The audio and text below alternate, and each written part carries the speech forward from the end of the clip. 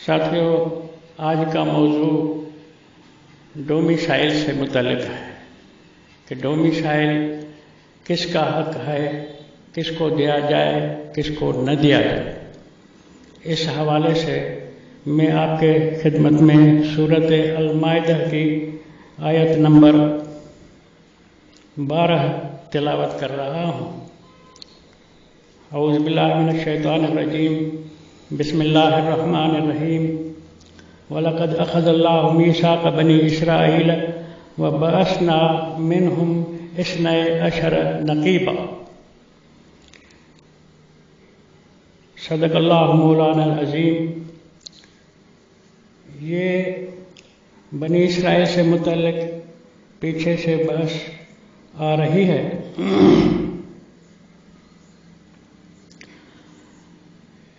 जब फ़िरौन से नजात पाते हैं बनी इस्राईल के लोग और 40 साल इनके दरबदरी में गुज़रते हैं, जो मूसा अलैहिस्सलाम ने इनको कहा कि अल्लाह ने आपको अपने दफ्तर में, अपने कानून में अर्ज़ सामने फ़लस्तीन का नाम नहीं है, मुराद उससे फ़लस्तीन है कि ये धरती दे रखी है। सो हम मेरे साथ चलो, जो लोग काबिल हैं उनसे लड़ाई करके, जंग करके उनको निकालते हैं, हम अपनी धरती में अपनी ममलिकत कायम करें। तो बनी इस्राईल ने कहा कि फ़ज़हब अन्त व रब्बुक फ़क़ातिला इन्ना हाहुना क़ाइदून, तू और खुदा जाके लड़ो, हम नहीं चलेंगे, ऐसे ही बैठे रहेंगे। फिर मूसा ने अल्लाह से शिकायत की कि ये तो मुर्दार लोग हैं, क्या करूं?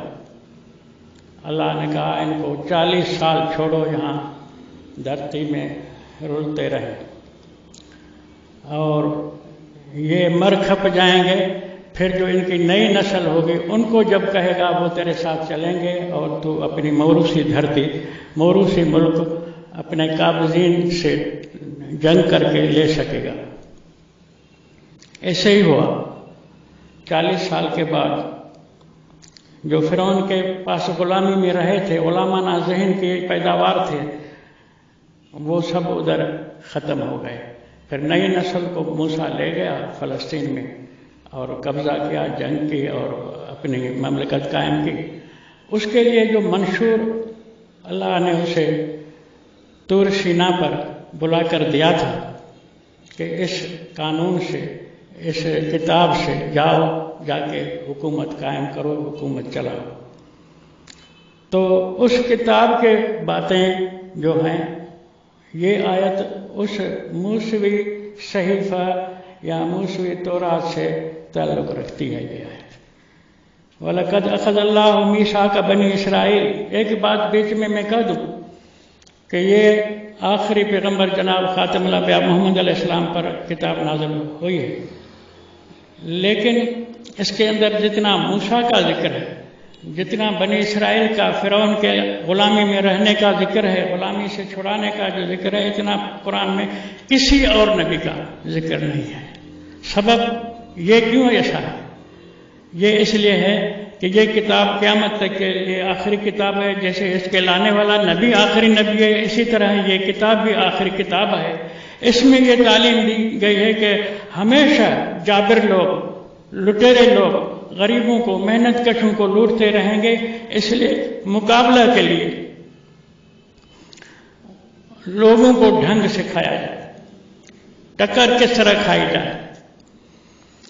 फिर मूसा ने बादशाह से मुकाबला किया, अल्लाह ने उसकी मदद की। तुम भी अपने दौर के जाबरों से, लुटेरों से लड़ोगे, अल्लाह तुम्हारी भी मदद करेगा। ये नहीं है कि बनी इस्राईल ने ठेका लिया हुआ था कि अल्लाह उनकी मदद करे। अल्लाह सबकी मदद करता है, लेकिन कोई आगे बढ़े। तो असल में ये नेशनलिज्म से बात ताल्लुक़ रखती है।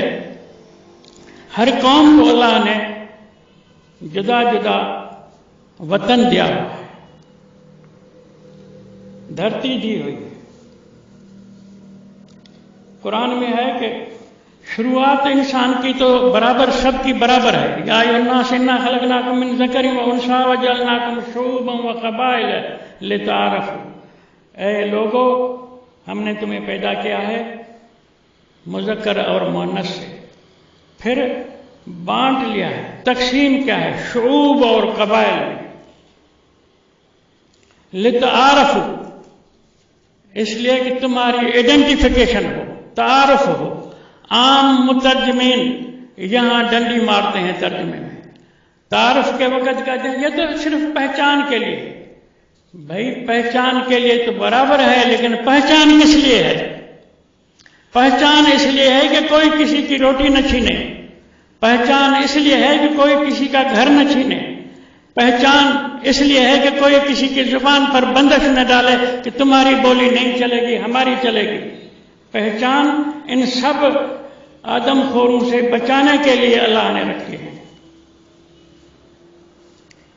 اپنے اپنے جو نبی بھیجے ہیں اللہ نے، اس میں بھی ہر قوم کی وہ جدا جو شناخت ہے اس کا لحاظ رکھ کے اللہ نے نبی بھیجے ہیں۔ فرمایا وما ارسلنا من رسول الا بلسان قومی، ہم نے کوئی ایسا رسول نہیں بھیجا کسی قوم کی طرف لیکن ان کی زبان میں سے وہ ان کے پاس کتاب لے آیا، ان کی زبان میں سے، ان کی بولی میں سے ان کے پاس ہدایت کا منشور لے کر آیا۔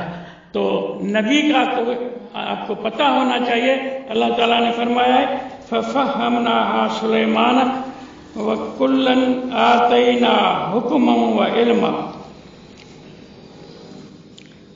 ہم نے سارے انبیاء کو، ٹوٹل نبیوں کو حکمرانی دی ہے اور علم بھی دیا ہے، علم وحی آیا ہے۔ نبی جب حکمران بنتا ہے اور اسی قوم میں جس قوم کے ہم زبان ہے نبی، اسی قوم کے اندر اس کتاب وحی والی کتاب کی دفتری زبان چلتی ہے، سرکاری زبان چلتی ہے، ذریعہ تعلیم زبان بھی وہی ہوتی ہے جو نبی کو وحی ملا۔ جو نبی جس قوم سے ہو اس قوم کی بولی میں اسے اللہ کی طرف سے کتاب ملا۔ تو مانا اب جو آخری پیغمبر ہے یہ بین الاقوامی عالمگیر نبی ہے، سب قوموں کی طرف نبی ہے، تو سب قوموں کی اپنی زبان، ان کا حق ہے، ان کی رنگت بھی اللہ نے جدا بنائی ہے تاکہ کوئی کسی سے چھین نہ لے۔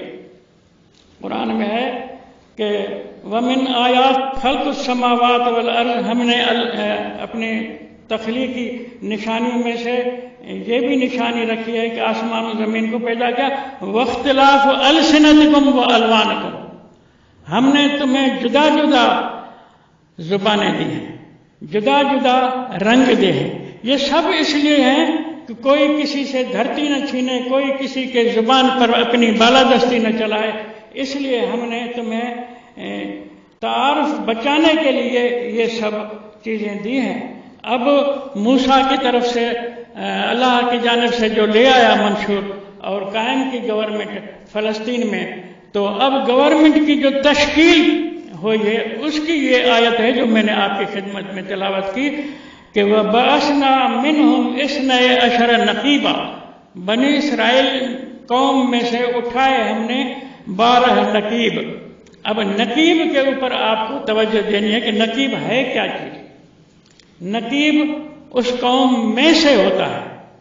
تو اللہ نے کہا کہ جب ہم نے بنی اسرائیل کے حکمران 12 منتخب کیے تو وہ نقیب تھے، باہر کے لوگ ان کے اوپر مسلط نہیں کیے، مانا کسی بھی قوم کے اندر ان میں سے حکمران چننے ہیں، باہر کے آدمی کو حاکم نہیں بنانا۔ یہ ہے ڈومیسائل کی معنی پر آیت کا لفظ یہ فٹ آتا ہے۔ اس میں پھر اس قوم کی اپنی زبان، اپنے وما ارسلنا من رسول الا بلسان قومہ، یہ صورت ہجر کی آیت نمبر 4 ہے کہ ہم نے قوموں کی زبانوں کو بھی ملحوظ رکھا ہے، جو اپنی وحی کی کتاب بھی ان کی زبان میں ہم نے بھیجی ہے۔ اور ہم نے تمہیں پیدا کیا تو تمہارے زبانیں بھی جدا جدا کی تاکہ تمہاری شناخت ہو کہ یہ فلاں بولی والے ہیں، فلاں قوم والے ہیں۔ وَأَلْوَانِكُمْ، رنگ بھی جدا کے۔ یہ صورت روم کی آیت نمبر 22 ہے۔ تو اللہ تعالیٰ نے یہ تفاوت اور فرق اس لیے کیا ہے کہ کوئی کسی کو نہ لوٹے، کوئی کسی کا حق نہ مارے۔ تو ڈومیسائل بھی اسی حوالے سے ہے کہ اندر کے بندوں کو دو، اندر کے لوگوں کو دو، باہر کے لوگ، ہمارا ملک جو ہے یہ تو بنایا ہی انگریز نے تھا، اس لیے ہمارے پاس امریکہ کے IMF کے کلرک آ کے وزیر اعظم بن جاتے ہیں، ان کے بینک کلرک یہاں آ کے ہمارے ملک کو چلانے کے لیے ساری رہنمائی کرتے ہیں۔ اس کی کئی مثال ہیں۔ تو بہرحال قرآن کے حوالے سے یہ بات آپ ہمیشہ ذہن میں رکھیں کہ قرآن کے موافق گورنمنٹ بنائیں، قرآن کی ہدایات کے مطابق گورنمنٹ بنائیں۔ ویسے قوم کا جو لفظ ہے، یہ لفظ آپ کو بہت بڑے تعداد میں اس کا استعمال قرآن میں آیا ہے۔ قوم ویلیوز پر بھی بنتی ہے، اقدار پر بھی بنتی ہے، اخلاق پر بھی بنتی ہے، ایک نسل پر بھی بنتی ہے۔ قرآن میں ہے مثال کی بات، قوم الکافرون، قوم الظالمون، قوم الفاسقون، قوم یفقہون، قوم المجرمون، قوم یشکرون، قوم یؤمنون، قوم الخاسرون۔ یہ اقدار ہیں، یہ کردار ہیں، کرداروں پر بھی قوم بنتی ہے، لیکن نسل پر بھی قوم بنتی ہے۔ جو شروع کی صورت حجرات کی آیت میں نے تلاوت کی کہ یا ایھا الناس انا خلقناکم من ذکر و انثی وجعلناکم شعوبا وقبائل لتعارفوا، یہ نر ماد سے انسان کی پیدائش شروع ہوئی ہے، پھر یہ شعوب اور قبائل میں بٹ گئے، تو وہ پھر قومیں بنتی ہیں نسل والی، جس کے خلاف ہمارے ملک میں مشہور ہے کہ کل قومیں دو ہیں، ایک کافر ایک مسلمان۔ بھئی وہ تو ہوئی، لیکن نسل کی قوم کو تم کیوں چھپاتے ہو، اس کو کیوں ظاہر نہیں کرتے، اس کو کیوں نہیں مانتے؟ قرآن تو مانتا ہے، قرآن نے کہا ان قارون کان من قوم موسیٰ فبغى علیہ، قارون موسیٰ کی قوم سے تھا، موسیٰ نبی ہے، مومن ہے، قارون کافر ہے، لیکن کہتا ہے تھا اس کی قوم سے۔ تو قوم سے نسل کے لحاظ سے کافر اور مومن ایک قوم سے نسلی لحاظ سے ہو سکتے ہیں۔ ہر نبی اپنی قوم کی طرف آیا ہے، کہا یا قوم اعبدوا اللہ ما لکم من الہ غیرہ، اے میری قوم اللہ کی عبادت کرو، اس کے سوا تمہارا کوئی معبود نہیں۔ عاد نے بھی کہا، عاد قوم کی طرف ہود علیہ السلام نے بھی کہا، سمود کی طرف صالح علیہ السلام آیا، اس نے بھی کہا یا قوم اعبدوا اللہ ما لکم من الہ غیرہ۔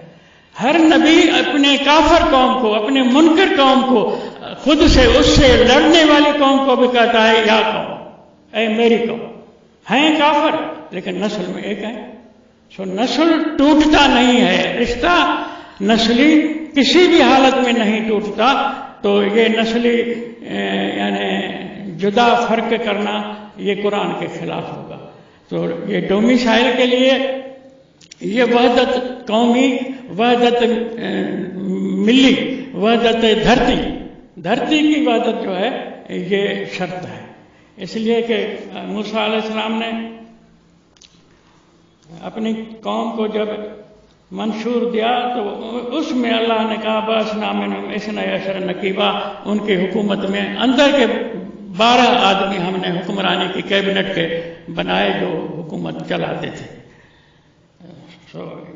ڈومیسائل کے حوالے سے ہمارے ملک میں جو کچھ ہو رہا ہے وہ قرآن کے خلاف ہو رہا ہے، یہ ان کے اپنے بنائے ہوئے قانون ہیں، دین اسلام سے ان کے قوانین کا کوئی بھی تعلق نہیں ہے۔